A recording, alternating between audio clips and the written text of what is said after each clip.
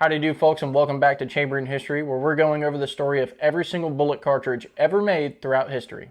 So tell me, what do you get when you combine an American inventor, the world's most sprawling empire, and a lead bullet big enough to bruise your ego?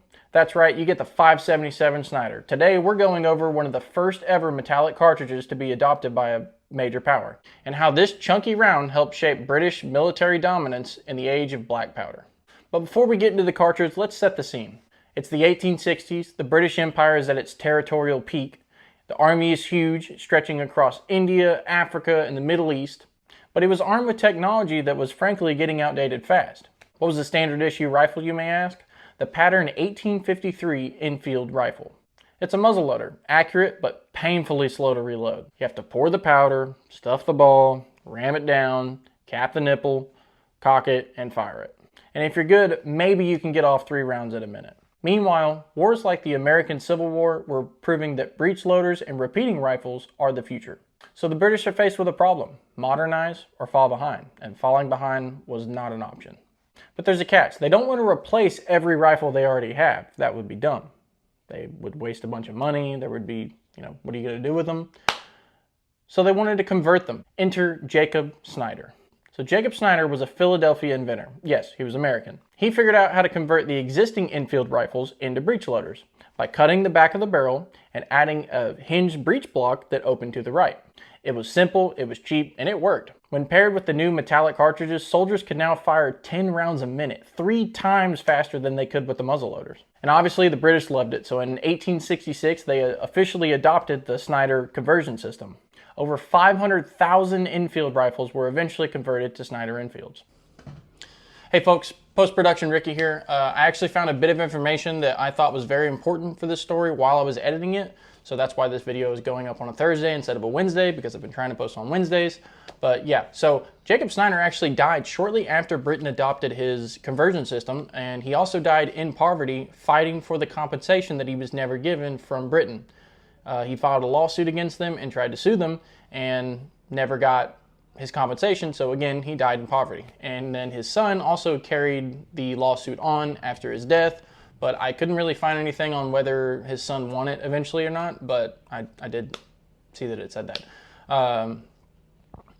So yeah, I thought this was very important. I didn't want to post the video without this bit of information because, again, I think it belongs in this video because it's about Jacob Snider. So yeah, back to the regular video. Thank you very much.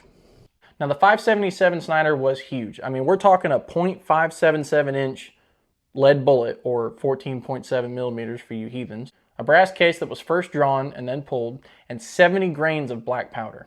It was derived from the old 577 Enfield rounds, but was modernized for centerfire ignition. This meant better weather resistance, more consistent ignition, and way faster reloading. At the muzzle, it was pushing a whopping 480 to 570 grain lead bullet at around 1,250 feet per second, which wasn't blazing fast, but at the time it was. But it was delivering anywhere from 1,300 to 1,800 foot-pounds of energy, depending on the load or barrel that you're using. Now, it wasn't just powerful, it was reliable. Now, there were 3 major iterations of the Snider Enfield. You had the Mark I and Mark II, which were originally Enfield rifles, muzzleloaders that were converted and had the same iron barrel that they had before. And then you had Mark IIIs, which were made from scratch Snider Enfields with steel barrels, better breech blocks, and way better machining. The rifles also came in several different variants, including long rifles for infantry, short rifles for engineers and sergeants, and carbines for cavalry. Now the breech system was intuitive. You just flipped open the lever, swing open the breech, slide in around, close it, cock the hammer, and fire. Now the spent cases did have to be manually extracted, meaning pull it out with your fingers, which did slow down reloading, which made them a little slower than your modern bolt action, but it was still revolutionary for the time.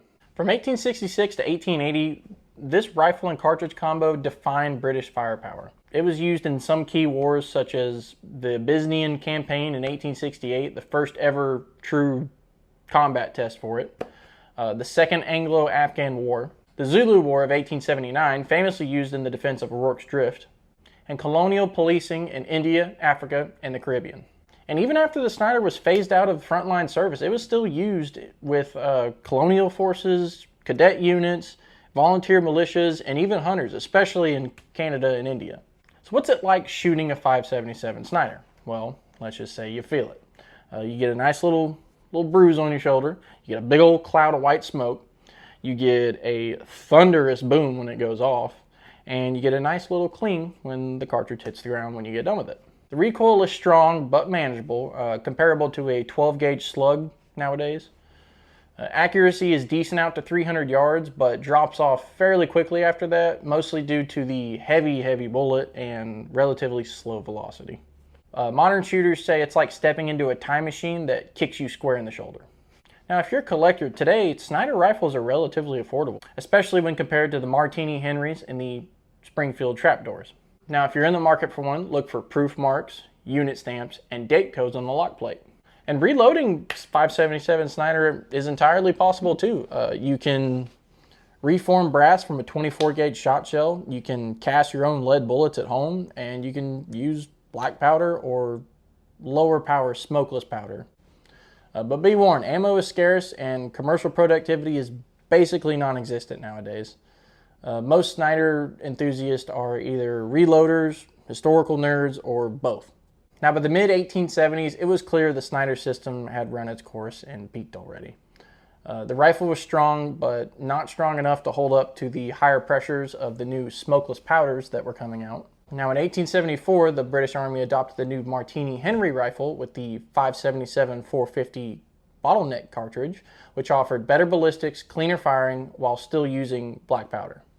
Still, the Snider stuck around in backup roles for years, well into the 1900s, and it left a legacy, proving that Centerfire cartridges were the future of warfare and here to stay. The 5.77 Snider is a perfect example of incremental innovation. It didn't reinvent the wheel, but it did make it spin a hell of a lot faster. It allowed Britain to modernize quickly, affordably, and efficiently. It served on multiple continents, countless conflicts, and paved the way for rifles and cartridges to come. It was the cartridge that let the old world step into the new age, one booming shot at a time. So what do you think, folks? Would you carry one of these shoulder-thumping smoke machines out into the field? Drop your thoughts in the comments and let me hear your stories, or let me see your Sniders. And next time we're heading across the Atlantic, well, coming home, rather, to check out America's answer to the Centerfire, the 50 Remington. This rugged round armed frontline soldiers, cavalry, and cadets, and trust me, you don't want to miss it. So keep your powder dry and your heads down, and we'll catch y'all later. Thank you.